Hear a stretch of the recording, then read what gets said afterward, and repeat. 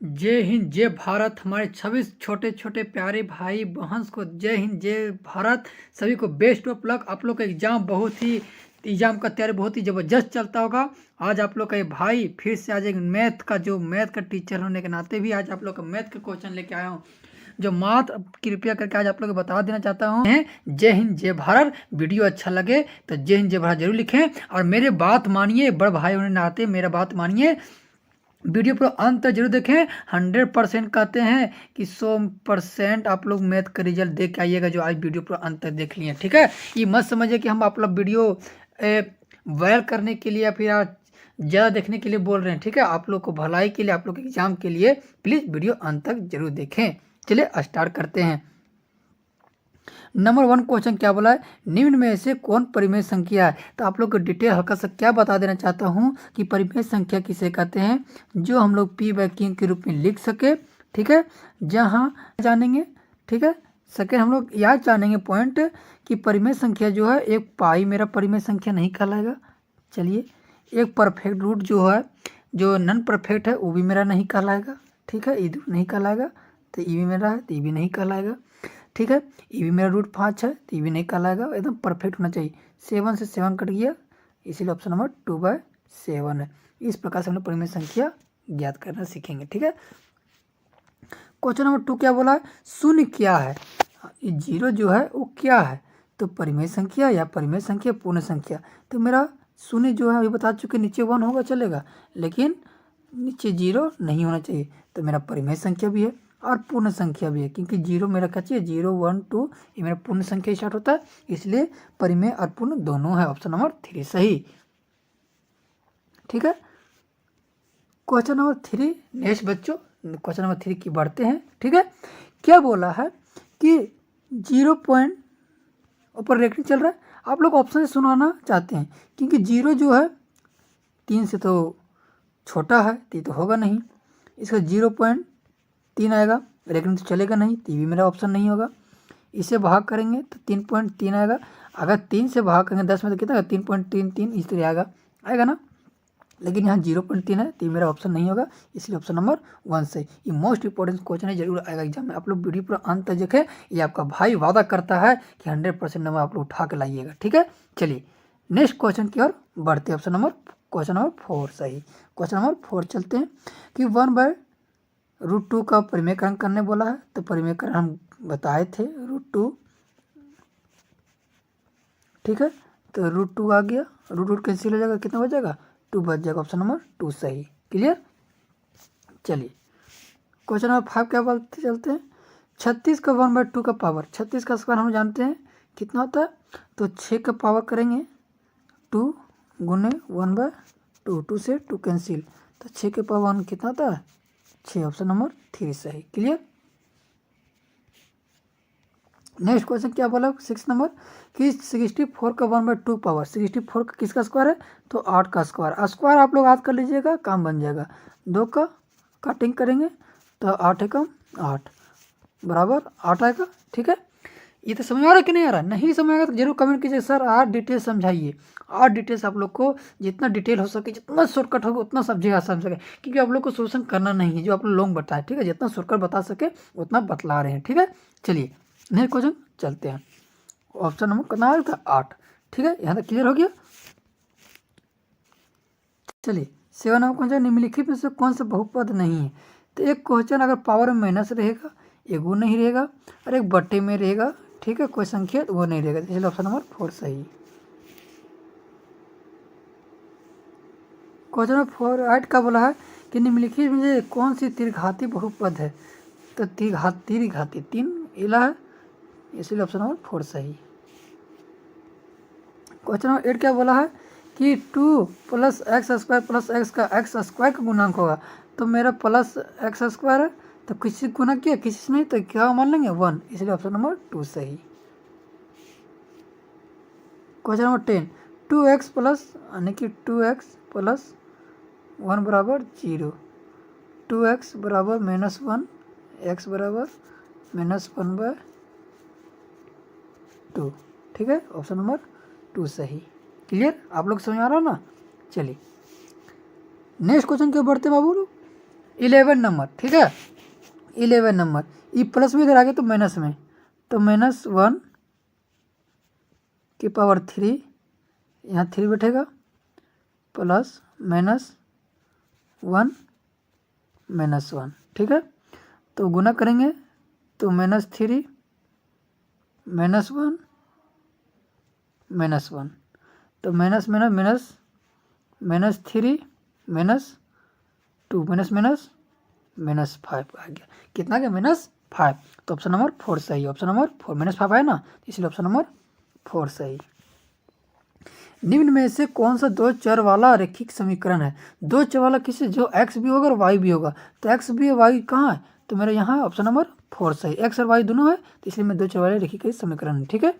Question number 13 क्या बोला है? ध्यान दीजिएगा। x - y बराबर 2, यानी कि इस समय किसको घटाने से 2 आ जाएगा, तो 2 में 1 घटाएंगे तो आएगा? नहीं आएगा, क्योंकि हम लोग जानते हैं कि शुरू संख्या x होता है और सेकेंड संख्या y होता है। तो 2 में 1 घटाएंगे तो 1 बचेगा, तो यहाँ 2 है। 4 में 2 घटाएंगे तो 2, इसलिए ऑप्शन नंबर 2 सही। अगर 4 में 2 घटाएंगे तो कितना आएगा? 2 है ना आएगा, इसलिए ऑप्शन नंबर 2 सही। क्वेश्चन नंबर 14 क्या बोला? दो चर वाले रैखिक समीकरण के हल होते हैं, कितने होते हैं? अनंत, ठीक है। कितने होते हैं? अनंत। -3 -5 चतुर्थांश में स्थित है, तो -5 और -3 जो है वो किस में स्थित है?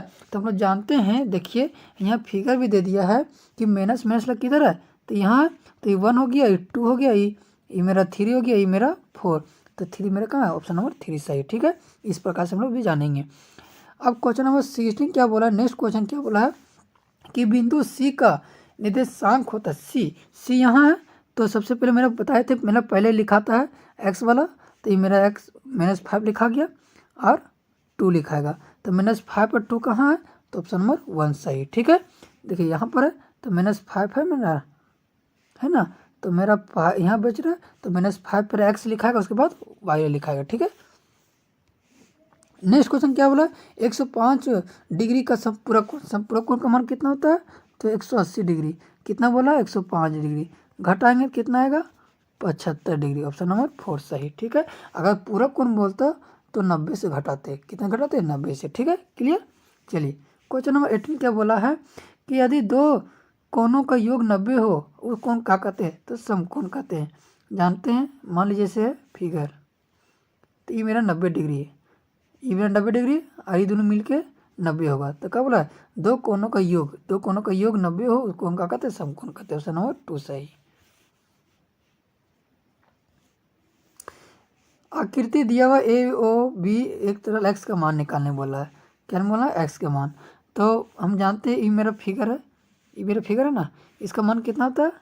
तो 180 होता है, और यहाँ x + 82 दे दिया है, तो 180 - 82 बराबर x, क्योंकि प्लस में जाएगा तो माइनस में, तो मेरा 100 घटाएंगे कितना बचेगा? 98, सॉरी कितना बचेगा?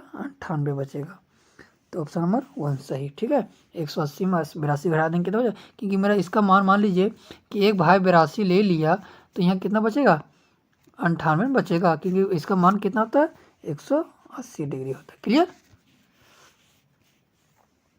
क्वेश्चन नंबर 20 क्या बोला? नेक्स्ट क्वेश्चन कि मान लीजिए फिगर दिया है, ठीक है, दिया ना। सबसे पहले अंदर से बाहर निकाल लेंगे, तो अंदर मेरा कितना 100 दिया हुआ है, 100 दिया, यहाँ कुछ नहीं है, तो +x बराबर 180 डिग्री, तो मेरा कितना बचेगा? 180 - 100 करेंगे तो 80 डिग्री बचेगा, लेकिन यहाँ कितना हो गया? 80 डिग्री आ गया। अब इसको बाहर निकालेंगे, अब बाहर निकालेंगे क्या करते हैं?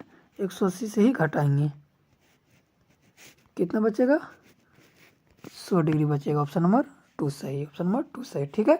आप लोग का आधा क्वेश्चन बता दिए। प्लीज़ आप लोग का वीडियो अच्छी लगे तो जय हिंद जय भारत लिखना ना भूलें, कि आप लोग का प्यार से ही, लगाव से ही आज आप लोग का हम कुछ और जुनून के साथ नई वीडियो अंत तक जरूर देखें। प्लीज़ ये मेरा रिक्वेस्ट है, मानिए, ठीक है, लास्ट रिक्वेस्ट है। आप लोग का 15-20 मिनट में कुछ नहीं जाएगा, आप लोग का भविष्य बनेगा, आप लोग का 40 में 40 में मार्क्स उठा सकेंगे, A+ जरूर लेकर आएंगे, ठीक है। उस दिन हमको जरूर बोलिएगा कि भैया आज आप लोग के कारण ही हम आज 20 में 40 में 40 क्वेश्चन उठाए हैं, ठीक है। चले, जय हिंद जय भारत।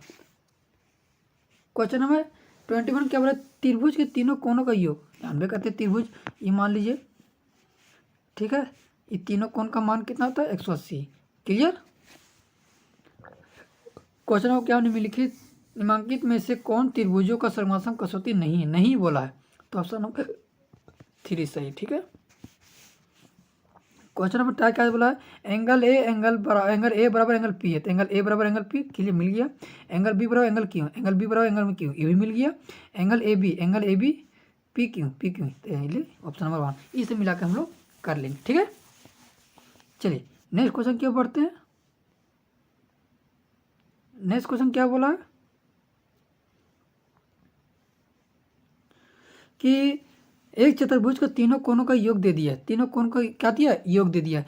तो 110, 82 और ये तीनों का क्या कीजिए, सबसे पहले जोड़ दीजिए, कितना आ गया।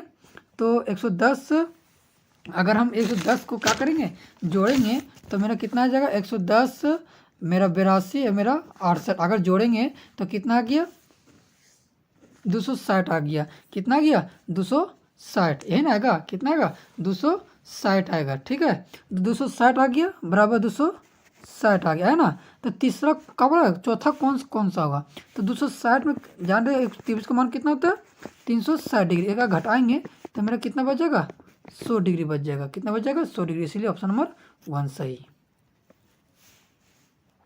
क्लियर। क्वेश्चन नंबर 25 क्या बोला, एक समांतर चतुर्भुज है, मान लीजिए समांतर चतुर्भुज है। चलिए फिगर यहाँ शॉर्टकट से समझ देते हैं।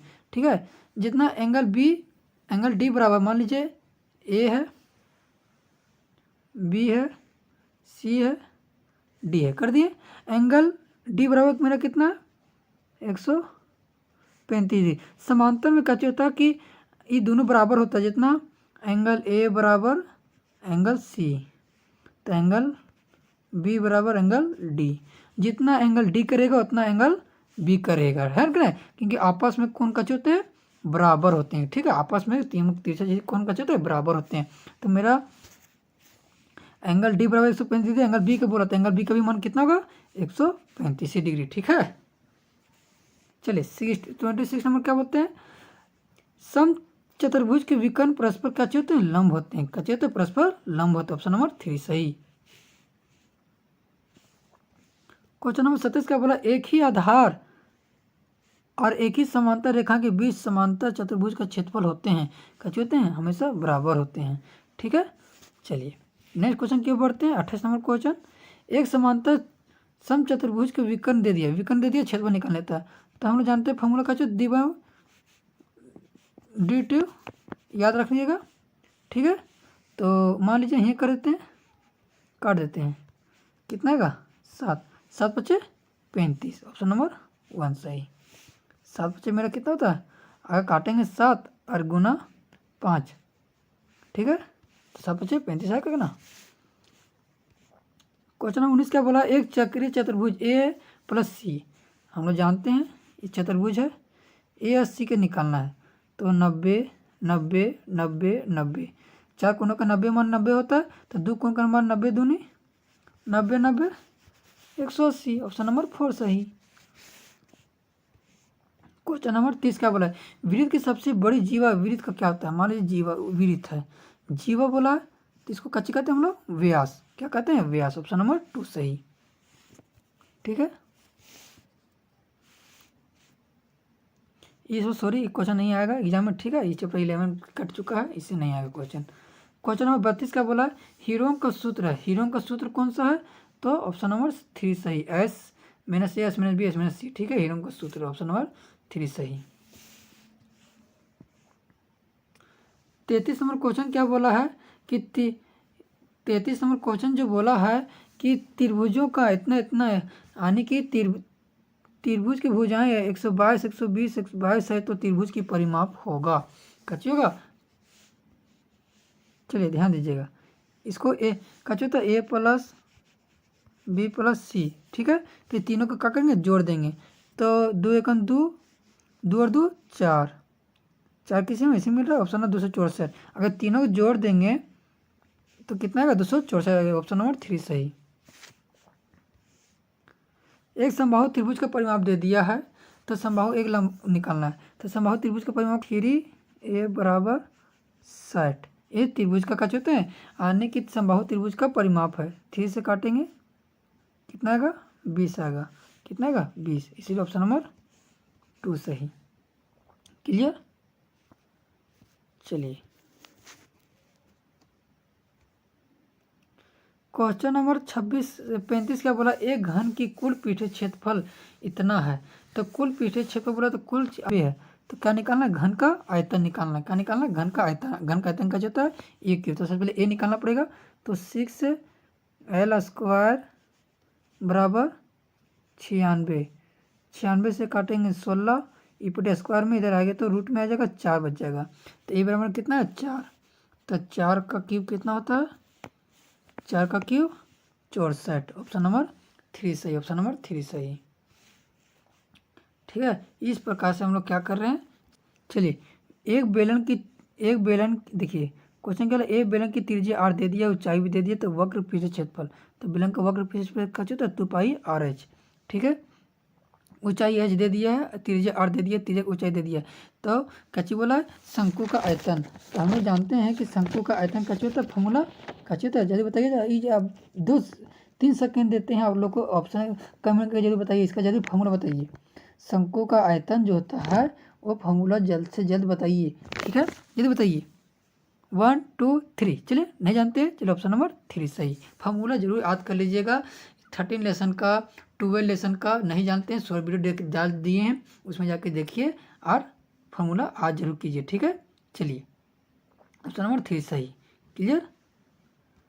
38 नंबर क्वेश्चन देखिए, 38 नंबर क्वेश्चन क्या बोला है, हाँ ध्यान दीजिएगा।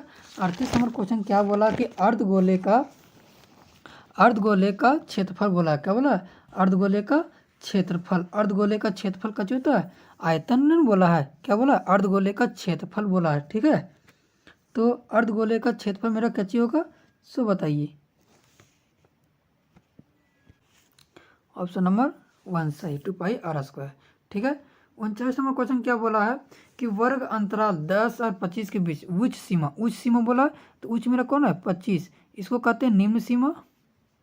ठीक है, इसको कहते हैं उच्च सीमा। ठीक है, तो उच्च सीमा पूछा तो इसलिए मेरा ऑप्शन नंबर 25। ठीक है, आप लोग को अगर वर्ग चिन्ह बोल देता तो 10 + 25 2 से भाग कर देते। ठीक है, चलिए ध्यान दीजिएगा। क्वेश्चन नंबर 40 का बोला लास्ट क्वेश्चन आप लोग के, एक सिक्कों को एक बार उछाला जाता है तो चित्त की प्रयोगता आने के एक सिक्का। ठीक है, उसको क्या करते हैं, एक बार उछालते हैं। ठीक है, एक बार उछालते हैं तो चित्त की प्रयोगता क्या होगा, तो 1/2 होगा। ठीक है, क्योंकि हेड और टेल 2 पट्टी होता है, वही की बार निकाल रहे हैं तो 1/2 होगा। ठीक है, चलिए आज आप लोग के हम 20 मिनट में 40 क्वेश्चन आप लोग बता दिए हैं। वीडियो पूरा अंत तक देखने के लिए बहुत बहुत धन्यवाद। वीडियो ज़्यादा शेयर कीजिए क्योंकि अब समय नहीं बचा है, 8 दिन बचा है, 8 दिन